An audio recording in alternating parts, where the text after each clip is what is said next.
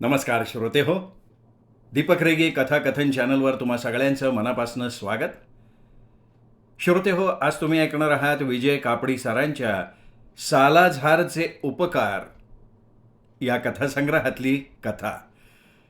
पण श्रोते हो, तत्पूर्वी तुम्ही जर आत्ता चॅनलवर पहिल्यांदा आला असाल किंवा तुमच्याकडनं अजूनपर्यंत चॅनल सबस्क्राईब झालेलं नसेल तर एकच विनंती करतो, कृपया चॅनल सबस्क्राईब करा.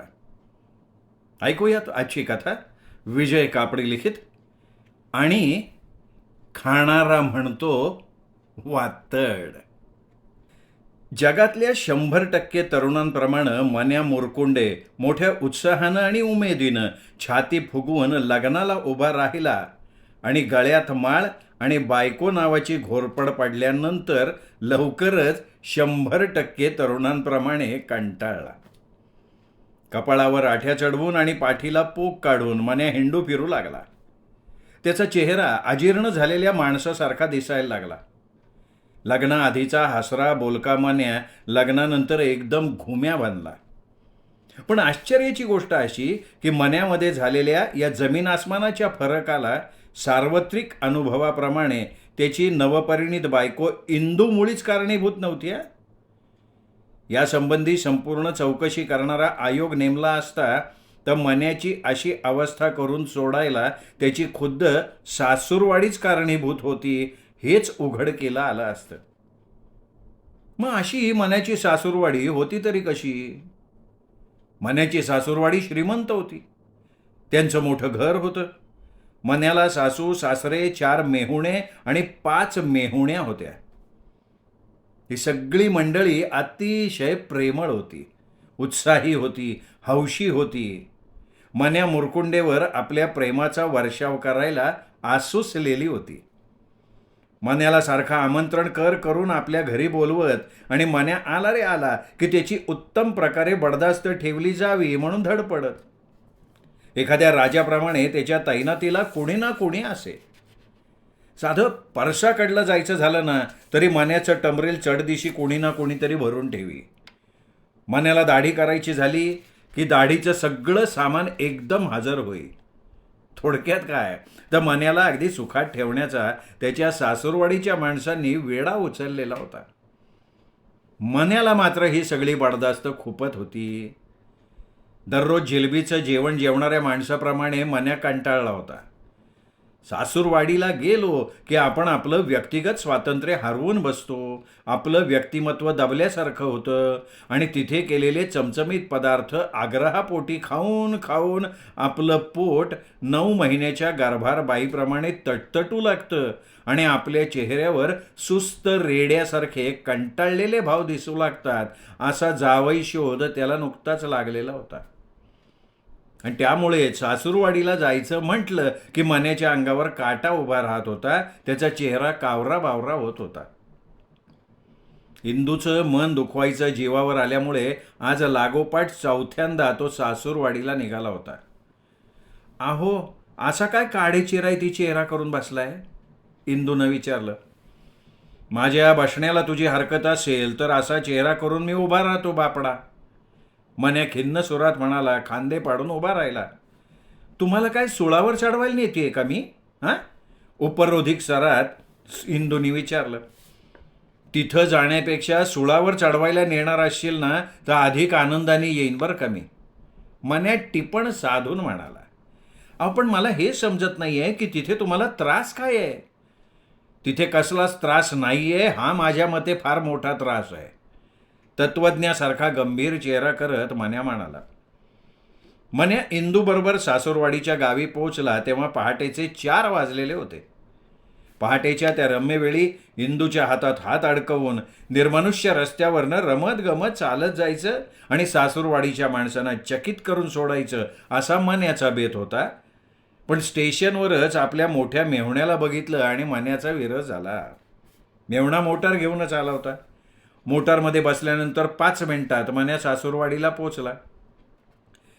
जावई बाप्पू, पहाटेचे 4 वाजले. तुम्ही जरा झोपून घ्याल तर बरं. गाडीत झोप मिळालेली नसणार तुम्हाला. मन्याच्या सासऱ्यांनी म्हणजे हरिभाऊंनी आल्या आल्याच मन्यानं काय करावं ते सांगितलं. पण अहो मला चहा, मन्याला गरमागरम चहाची तलफ आली होती. "नाही नाही, चहा सकाळी घ्या, चहा सकाळी. यावेळी चहा घ्याल तर प्रकृतीला बाधेल. यावेळी झोप घेतलीत ना तर तुमची प्रकृती ठणठणीत राहील, माझ्या तब्येतीसारखी." आणि मग चहा पिण्याच्या इच्छेचा गळा दाबून मन्या झोपायला आत गेला, अंथरुणावर पडला. आता येणाऱ्या पुढील 8 दिवसात आपल्या इच्छेविरुद्ध अनेक गोष्टी आपल्याला करायला लागणार या उदास विचारात त्याचा डोळा लागला. मन्या जागा झाला तेव्हा 8:30 वाजून गेले होते. त्याच्या पूर्वानुभवाप्रमाणे यवना कुणीतरी येऊन त्याच्या हातात वर्तमानपत्र कोंबून "आजचा अग्रलेख वाचून काढा, हा चांगला आहे" असं म्हणून जायला हवं होतं. पण कोणीच आलं नाही. आणखीन थोडा वेळ मन्या पडून राहिला. शेवटी बिछाण्यात पडून राहणं अगदीच अशक्य झालं तेव्हा उठून उभा राहिला. खोली बाहेर आला. सगळीकडे अगदी सामसूम होतं. बाहेरच्या हॉलमध्ये येऊन तो खुर्चीवर बसला, पण त्याची कुणीही दखलसुद्धा घेतली नाही. एवढ्यात त्याचा मेहुणा बाहेर आला आणि त्याच्याकडे बघून म्हणाला, "अरे च्या, तुम्ही उठलात होय? तोंड धुतला असेलच तुम्ही. थांबा, हां, चहा आणतो." आणि मन्यानं आपण तोंड धुतलेलं नाही हे सांगायच्या आत तो आत वळला. थोड्या वेळानंतर तो बाहेर आला तेव्हा त्याच्या हातात चहाचा कप होता. कप टेबलावर आदळत तो घाईघाईत म्हणाला, "काय आहे, इंदुताई सकाळीच आमच्या एका काकांकडे गेली आहे." "हा? इंदू? ती कुठे गेली?" आपल्याला न सांगता इंदू एकाएकी निघून गेली याचं आश्चर्य करत मन्या म्हणला, "अहो काय झालं, आमच्या काकू आजारी आहेत. त्यांची देखभाल करायला कोणी नाही आहे इथे, त्यामुळे ती गेली. गडबडीतच गेली. कपडे न्यायला येईल तेव्हा भेटेल तुम्हाला." "अच्छा, मी येतो, हं, फार उशीर झालाय." आणि एवढं बोलून तो घाईघाईत निघूनही गेला. मन्याच्या हातात टूथब्रश होता. टूथब्रशला पेस्ट लावायला कोणीतरी येईल याची वाट बघत मग तो थोडा वेळ बसून राहिला, पण कोणीच आलं नाही. मग हातात झेंड्या धरल्याप्रमाणे टूथब्रश धरून मन्या आतल्या खोलीच्या दिशेनं निघाला. आपल्यासारख्या जावई माणसानं एकदम स्वयंपाकघर ओलांडून मोरीत जाणं बरं दिसेल का नाही याचा विचार करत तो उभा राहिला. तेवढ्यात पाठीमागून आवाज आला, "अय्या, तुम्ही?" मन्यानं दचकून वळून बघितलं तर 3 नंबरची मेहुणी नीला उभी होती. "आणा तो ब्रश, ठेवून देते." ब्रशवर झडप घालून त्याच्या हातातून तो जवळजवळ हिसकावून घेत ती म्हणाली, "पण मला तोंड धुवायचं आहे." मन्या चाचरला, "अय्या, अहो किती वाजले? ही काय तोंड धुवायची वेळ आहे? आणि ते हम पेस्ट लावून?" असं म्हणत नीला गेली. मन्या बाहेरच्या हॉलमध्ये आला, अस्वस्थ बसून राहिला. तब्बल 10 मिनिटांनंतर नीला आली आणि त्याच्याकडे बघून दचकून म्हणाली, "अय्या, तुमचा ब्रश आणायचं विसरलेच की मी." आणि पुन्हा आत पळाली. त्यानंतर मन्यानी तोंड धुतलं, पण तोंड पुसायला त्याला टॉवेलच मिळाला नाही. तत्परतेनं तो कोणी आणूनही दिला नाही. मग मात्र कोणाचं लक्ष नाही असं बघून अधिक वेळ न दवडता मन्यानी आपल्या अंगातला बनियननी तोंड पुसलं आणि हात पायजम्याला पुसत तो बाहेर आला. हॉलमध्ये हरिभाऊ पेपर वाचत होते. मन्याला बघताच त्यांनी पेपर बाजूला सारला आणि टेबलावरच्या चहाच्या कपाकडे बोट दाखवत ते म्हणाले, चहा घेतला नाही तुम्ही?" हो, घेतो." असं पुटपुटत मन्यानी चहाचा कप तोंडाला लावला. चहा गार झाला होता. कडवट औषध संपवावं त्याप्रमाणे मन्यानी चहा संपवला आणि स्वतःच्या नकळत कप मोठ्यांदा बशीत आपटला. "हो काय झालं?" हरिभाऊंनी दचकून विचारलं. "दाढी उरकून आंघोळ करावी म्हणतो." मन्यानं आपल्या पुढच्या कार्यक्रमाचं सुतोवाच केलं. देतो, हं, दाढीचं सामान." नेहमीच्या तत्परतेने त्याने दाढीचं सामान आणून दिलं. गालावर साबणाचा फेस लावून मन्या दाढी करायला लागला.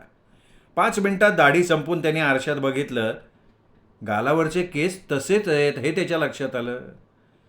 मग पुन्हा फेस लावून तो रेझर ओढायला लागला आणि त्यानंतर 3दा फेस लावून रेझर ओढून झाल्यावर आपल्याला देण्यात आलेली ब्लेड जुनी आहे हे त्याच्या लक्षात आलं.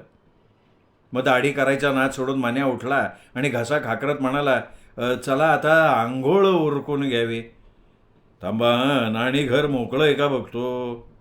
असं पुटपुटत हरिभाऊ आत गेले. इकडं मन्यानं पेपरात तोंड खुपसलं.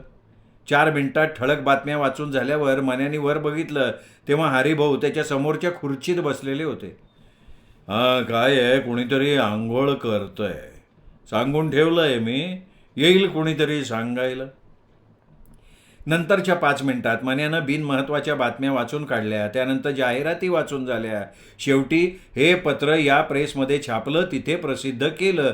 इथपर्यंतचा सगळा मजकूर संपवला तेव्हा अर्धा तास उलटलेला होता. पण कुणीही आंघोळ करायला चला असं सांगायला आलं नाही. दिस इज टू मच असं पुटपुटत मन्या उठला आणि ताड पावलं टाकत आत गेला. न्हाणीघरासमोर उभं राहून त्यांनी दाराच्या कडीला हात घातला. एवढ्यात कोणीतरी म्हणालं, अहो सासूबाईंची आंघोळ चालली आहे. विंचूट डसल्याप्रमाणे मन्याने हात मागे घेतला. तो शरमला, मान खाली घातली, चालत चालत पुन्हा हॉलमध्ये आला. एवढ्यात हरिभाऊ आले धावत आणि म्हणाले, आंघोळीला उशीर झाला नाही का? या बायकांची आंघोळी अशाच हो. त्यात काय झालंय? त्यात नळाचं पाणी गेलंय. पाणी गेलं? हो ना. तुमच्या आंघोळीची मी दुसरीकडे व्यवस्था करतो. माझ्या मित्राचंच घर आहे. सबंध घरात तो एकटाच आहे. त्याच्याकडे विहीर आहे. आमच्या धाकट्या मकूला पाठवतो तुमच्याबरोबर. मस्तपैकी विहिरीच्या गार पाण्यानं आंघोळ उरका.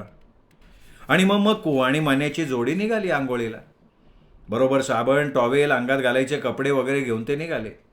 अर्धा 1 मैल चालून झाल्यावर हरिभाऊंच्या त्या मित्रवर्याचं घर आलं.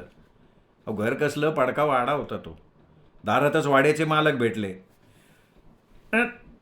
तुमच्या विहिरीवर आंघोळ करायला आलोय, मकुनी सांगितलं. अच्छा, करा करा करा, आंघोळ करा. मालक म्हणाले, पाणी आहे ना विहिरीत? आहे आहे आहे, पाणी आहे. या दिवसात विहीर जरा सुकली आहे, पण तुम्हा दोघांच्या आंघोळीला पुरेल एवढं पाणी आहे. पण एक अडचण आहे बरं का. कुठली? काय आहे, दोर थोडा लहान आहे, तेव्हा पाणी सांभाळून ओढा, दुसरं काही नाही. मकू बरोबर मन्या वाड्याच्या आतल्या बाजूला विहिरीकडे आला. मन्यानं आत वाकून बघितलं. विहिरीचं पाणी बरंचसं आटलं होतं. तरी विहिरीचं थंडगार पाणी अंगावर पडून चित्तवृत्ती खुलतील आणि सकाळपासून झालेल्या गैरसोयीमुळं आलेला उबगवाणा कंटाळा कुठच्या कुठे पळून जाईल याबद्दल मन्याची खात्री पटली. कळशीला दोरी बांधून स्वतःचं पाणी स्वतःच वर खेचायची स्वावलंबनाची महती पटवणारी कल्पना त्याला फार आवडली. कधी न अनुभवलेला एक वेगळाच आनंद आज आपल्याला अनुभवायला मिळणार याबद्दल मन्या सुखावला. तो उत्साहात मकूला म्हणाला, मक्या तू आधी आंघोळ उरकून घे, मी तुला पाणी काढून देतो. पण नाही, संकोच करू नको. संकोच करायचं काही कारण नाही. तू कर आंघोळ, मी पाणी काढतो. आणि मन्यानी विहिरीत कळशी सोडली. दोर खरोखरच तोकडा होता, पण मालकाने आधीच कल्पना दिल्यामुळे मन्यानी व्यवस्थितपणे कळशी बुडवली आणि पाणी वर काढलं आणि अत्यंत खेळकरपणे मकूच्या डोक्यावर कळशी उलटी केली. आनंदाने मकू उड्या मारायला लागला. त्यानंतर अंगाला साबण लावून मकू तयार झाला. इकडे मन्यानं पाण्यानं भरलेली दुसरी कळशी वर काढली, मकूच्या अंगावर उपडी केली. अशा रीतीनं 10-1 कळशा पाणी काढल्यावर मन्याच्या हाताला लागली रग आणि सवय नसल्यामुळे दोरी खेचून खेचून त्याचे तळवे चुरचूर करायला लागले. आता मी आंघोळ करतो, मन्याने जाहीर करून टाकलं. कपडे उतरवले. आधीच काढून ठेवलेली कळशी अंगावर ओतून त्यांनी सर्वांग भिजवलं आणि तो अंगाला साबण लावायला लागला. इकडे मकूनं कळशी विहिरीत सोडली. धाड धाड धाड आवाज करत लाकडी गडगडा फेरला आणि मकूच्या हातातली दोरी निसटली. कळशी सकट दोरी विहिरीत पडली. मन्या सर्वांगाला साबणाच्या फेसाचा 1/2 इंच जाडीचा थर लावून पाणी अंगावर घ्यायच्या तयारीत उभा. अहो, कळशी विहिरीत पडली हो, मकू ओरडून सांगायला लागला. हा, मग आता दोरी खेच, म्हणजे विहिरीत बुडालेली कळशी पाणी घेऊन वर येईल. डोळे मिटलेल्या अवस्थेत मन्यानं मकूला सुचवलं, पण खेचू कशी काय? दोरीसुद्धा विहिरीत पडली ना. मकूनं मन्याच्या जवळ येऊन सांगितलं आणि मन्या उडाला. बोटानं डोळ्यांच्या खाचांमधला साबणाचा फेस बाजूला करत त्यांनी सभोवताली बघितलं. क्षणार्धात सगळी परिस्थिती त्याच्या लक्षात आली. थप्प दिशी कपाळावर हात मारत तो म्हणाला, अरे गाढवा, काय केलंस तू? मी मालकाला सांगून येतो. मकू आत पळाला. मन्यानं टॉवेल घेतला, सर्वांगावरचा फेस पुसून काढला आणि कमरेला टॉवेल गुंडाळून तो सुन्न मनस्थितीत उभा राहिला. एवढ्यात मकू आणि मालक आले. दोर विहिरीत पडला.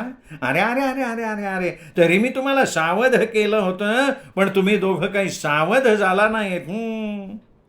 पण माझी आंघोळ अर्धीच झाली ना, मन्यानं रडकुंड्या सुरात सांगितलं. अहो तुमची झाली आंघोळ अर्धी, माझं काय? म्हणजे मी समजलो नाही. अहो घरात एकच दोर होता आणि तो तुम्ही विहिरीत टाकून दिला. आता मला प्यायला तरी पाणी कसं ओढणार? दोर मिळाला तरी तुम्हाला पाणी ओढता येणार नाही. म्हणजे म्हणजे तुमची ती एकमेव कळशी सुद्धा विहिरीत नाही का पडली? आ चे चे चे चे चे चे चे चे चे, अरे तुम्हा दोघांना आंघोळ करायची परवानगी दिली, मोठा गाढवपणा झाला. मालक रागानं थैथै नाचायचा तेवढा बाकी राहिला. मालक मालक शांत व्हा, शांत व्हा. तुम्ही तुम्ही असे थैथै नाचाल तर दगडावर घसरून पडाल. मन्यानी त्यानं शांतपणे सांगितलं. आम्ही आता घरी जातो आणि कुणाला तरी पाठवून तुमचा दोर आणि कळशी वर काढायला सांगतो. मकून विहिरीवरच्या आंघोळ समारंभाचा समारोप करून टाकला. मन्या अंगावर कपडे चढवायला लागला. सर्वांगावरचा साबण पाण्याचा थेंब न लावता टॉवेलनीच पुसून काढल्यामुळे त्याचं सर्वांग चिकचिकीत झालेलं होतं. काय झाली का आंघोळ? विहिरीच्या गार पाण्यानं चित्तवृत्ती फुलल्या असतील नाही का तुमच्या? दारातच हरिभाऊंनी उत्साहाने विचारलं. फुलल्या आमच्या चित्तवृत्ती. काय म्हणणं आहे तुमचं? स्वतःशी पुटपुटत मन्या तोंड वाकडं करत आत गेला. 2-4 मिनिटात हरिभाऊ आले आणि म्हणाले, अहो म्हणजे सगळा घोटाळाच झाला म्हणायचं. मक्याने सांगितलं मला सगळं. चे चे चे चे चे चे, तुम्हाला मी उगाच पाठवलं तिकडे, तुमची आंघोळ अर्धीच राहिली नाही का? काही हरकत नाही.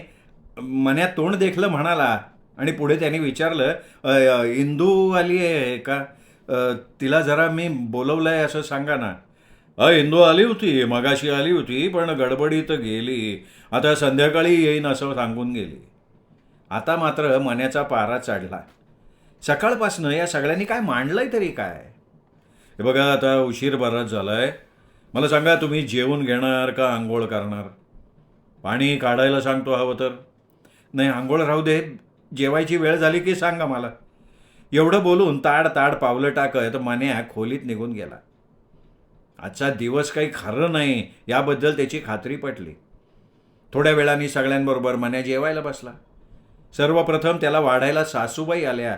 त्याबरोबर हरिभाऊ म्हणाले, व्यवस्थित वाढा बरं का जावई बाप्पांना. आता हे काय मला सांगायला हवं का? इंदू इथे नसली म्हणून काय झालं? सासूबाई थोड्याशा लाजत पण ठसक्यात म्हणाल्या. सासूबाईंनी मन्याच्या ताटात एक पोळी वाढली, थोडीशी भाजी आणि चटणी वाढून झाल्यानंतर त्या पुढच्या ताटाकडे वळल्या. मन्याला एकदम आठवलं, तो इंदूला मागे म्हणाला होता, अगं तुझ्या आईला मी म्हणजे काय बाकासूर वाटतोय का? का हो? काय केलं माझ्या आईने तुम्हाला? इंदूनं नागपुड्या पुगवत विचारलं होतं. अगं किती वाढते तुझी आई मला? एकदम 6 पोळ्या वाढतात का असं कधी? आणि ही एवढी भाजी, आणि त्याच्यानंतर भाताची ही एवढी मोठी रास. अहो आपल्या जावयाच्या पोटात 4 घास जास्ती जावेत असं जगातल्या प्रत्येक सासूला वाटत असतं. प्रेमापोटी वाढते तुम्हाला ती थोडं जास्त. पण त्या क्षुल्लक गोष्टीसाठी तुम्ही एवढे नाराज का होता? चला चला चला, सुरुवात करा जावई बापू. हरिभाऊंच्या विनंतीनं मन्या बाणावर आला. खरं म्हणजे सकाळपासनं त्या कब्बर गारढोण चहाशिवाय त्याच्या पोटात काही गेलेलं नव्हतं. त्याला लागली होती कडाक्याची भूक. परिणामी 1-2 घासात त्यांनी ताटातल्या पोळीचा फडशा पाडला. पुढच्या पोळीची वाट बघायला लागला. एवढ्यात सासूबाई पुढे आल्या. त्यांनी त्याच्या ताटात वाटीभर भात वातला आणि 2 चमचे वरण वाढून त्या पडदिशी आत निघून गेल्या. ते बघून मन्या थक्क झाला. त्यांनी आजूबाजूला बघितलं, पण मन्यावर झालेला अन्याय कोणाच्या गावी सुद्धा नव्हता. प्रत्येक जण आपापल्या ताटातल्या अन्नाच्या राशीवर तुटून पडला होता. मन्याकडे बघायला कोणाला फुरसतच नव्हती.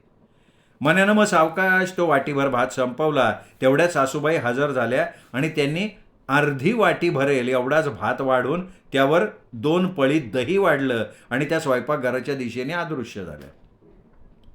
मन्याने निमूटपणे पुढ्यातला दहीभात पोटात ढकलला. अगतिकपणे बाजूला बघितलं. तेवढ्यात पडदिशी हारूभाऊ म्हणाले, अगं यांना हात धुवायला पाणी काढून ठेव. मन्याला पानावरनं उठायलाच लागलं. सासूरवाडीच्या माणसांनी चालवलेल्या सकाळपासूनच्या या जीवघेण्या अनास्थेमुळे तो अगदी जेरीला आला होता. त्याला विलक्षण थकल्यासारखं वाटायला लागलं. बिछाण्यावर पडून मस्त झोप घेण्याचा मनोमनी बेत करून तो आपल्या खोलीकडे आला. तिथल्या बिछाण्यावर भलत्याच कोणाला आडवं झालेलं बघून माघारी वळला. हॉलमधल्या आराम खुर्चीवर डोकं टेकून त्यांनी डोळे मिटले. थोडा वेळ असाच गेला आणि मग एकदम कोणाच्या तरी किंकाळीनी तो जागा झाला. रेडिओवर आर डी बर्मन गात होता. कानात बोटं घालून तो ताडदिशी उभा राहिला. काय गातो नाही का आर डी? झोपलेल्या माणसाला जागा करतो. आर डी एक नंबर. मन्याचा आरडी भक्त मेहुणा कौतुकानं सांगत होता. मन्याने त्याच्याकडे रागानं बघितलं, पण त्याचे डोळे मिटले होते. त्याची आरडी नंदी टाळी लागलेली होती. त्यामुळे मोठाले डोळे करून रेडिओकडे रागानं पाहण्याव्यतिरिक्त दुसरी संतापजनक प्रतिक्रिया मन्या नोंदवू शकला नाही. दरम्यान हरिभाऊ चहाचा कप घेऊन आले. आता आपल्याला गरमागरम चहा मिळणार म्हणून मन्या सुखावला. आशाळभूत नजरेनं हरिभाऊंकडे बघायला लागला, पण हरिभाऊंनी मन्याकडे बघितलं सुद्धा नाही. त्यांनी शेजारच्या खुर्चीवर आसन ठोकलं आणि चहाचा एक घुटका घेऊन मान डोलवत मन्याला म्हणाले, मनोहर पंत, तुम्ही दुपारचा चहा सोडलाय, हे फार चांगलं केलंय बरं का. पण कसं आहे, दुपारच्या सुस्त वेळी माणसाला ताजा तवाना होण्यासाठी चहा हा हवा. तुम्ही सोडलं ठीक आहे, आता काय करणार. आणि मग त्यांनी कप तोंडाला लावला, डोळे मिटले. मन्या त्यांच्याकडे बघत राहिला. इंदू कधी येणार आहे? येईल येईल, खरं म्हणजे एवढ्यात यायला हवी. आणि रिकामी कब्बशी घेऊन हरिभाऊ आत गेले. मन्या मग बराच वेळ आर डी बर्मन आणि त्याच्यासारख्या इतर मंडळींचं ओरडणं ऐकत डोकं धरून बसला. संध्याकाळ होत आली तरी इंदूचा पत्ता नाही. आत्ताच्या आत्ता वकिलाला भेटावं आणि इंदूला घटस्फोट द्यावा का काय याचा मन्या गंभीरपणे विचार करत बसला. बराच वेळ वाट बघून कोणी चहा घेऊन येईना, तेव्हा बाहेर हॉटेलात जावं आणि कपभर चहा मारून यावा असा विचार करून मन्या कपडे करायला लागला. एवढ्यात त्याचा मधला मेवणा सदाशिव चहा घेऊन आला आणि म्हणाला, तुमची हरकत नसेल तर चहा झाल्यावर आपण फिरायला जाऊया का? चहाबरोबर काहीतरी खाणं येईल म्हणून डोळ्यात आशाळभूतपणाचा अर्क आणून मन्यानं बघितलं, पण नव्या पैशा एवढ्या आकाराची 4-2 बिस्किटं बघून त्याच्या डोळ्यापुढे अंधारी आली. तो फराळ उरकून मन्या सदाशिवाबरोबर फिरायला निघाला. बराच वेळ दिशाहीन अवस्थेत दोघं इथे तिथे भटकत राहिले. शेवटी मन्याच्या पायाचे तुकडे पडायची वेळ आली. तेव्हा त्यांनी सदाशिवाला विचारलं, अरे बाबा, आपण निघालोय कुठे? पाय मोकळे करायला. पाय मोकळे करायला? अरे धडापासून मोकळे होतील पाय माझे असा फिरत राहिलो तर. चल बाबा, एखादी रिक्षा नाही तर टॅक्सी गाठ, आपण परत जाऊ. आणि रिक्षा पकडून दोघे घरी आले. मन्याचं गात्रन गात्र ठणकत होतं. घरी आल्या आल्या त्यांनी स्वतःला आराम खुर्चीत झोकून दिलं. डोळे मिटून घेतले. तो जागा झाला तेव्हा बरीच रात्र झाली होती, कारण सगळीकडे निजानीज झालेली होती. चोहोबाजूला अंधार होता, कुठेही काही दिसत नव्हतं. दिवा लावायला म्हणून जावं तर स्विचबोर्ड कुठे असावा याचा अंदाज येत नव्हता. मन्याला एकदम मोठ्याने रडावं असं वाटायला लागलं. आपल्या सासूरवाडीची प्रेमळ माणसं अचानक अशी तिरसटाप्रमाणे का वागायला लागली याचा त्याला मोठा प्रश्न पडला. मोगलांनी संभाजी महाराजांचे हालहाल केले तसे आपलेही हालहाल करायला ही माणसं मागे पुढे बघणार नाहीत याची त्याला खात्री पटली. तो उठून उभा राहिला. अंधारात त्यांनी पाऊल उचललं आणि एकदम त्याच्या कानावर शब्द आले, अहो जाबाई बाप्पू, मला तुडवाला. आणि पाठोपाठ त्याच्या तोंडावर बॅटरीचा प्रखर प्रकाशाचा झोत पडला. ते शब्द इंदूच्या तोंडून बाहेर पडल्याचं आणि इंदूच खाली गादीवर पडल्या पडल्या आपल्या तोंडावर बॅटरीचा झोत टाकत असे याचा शोध त्याला लागला. इंदू उठून उभी राहिली. आता तिच्यावर तो मोठ्यांदा खेक असणार. एवढ्यात त्याच्या तोंडावर हात ठेवत इंदू म्हणाली, जावई बाप्पू, ओरडू नका. रात्रीचे 11 वाजून गेलेत. एवढ्या रात्री ओरडायचं नसतं. बिंदिटले, हा सगळा काय प्रकार आहे? कसला प्रकार? आज माझ्यावर जो अत्याचार झालाय त्याच्याबद्दल विचारतोय मी. अत्याचार झाला तुमच्यावर? मग सकाळपासून मला फक्त 2 कप चहा, 1 पोळी, 1.5 वाटी भात आणि 2 चमचे वरण मिळाले. तुम्हीच तर म्हणत होतात ना की तुम्ही बक्कासूर नाही.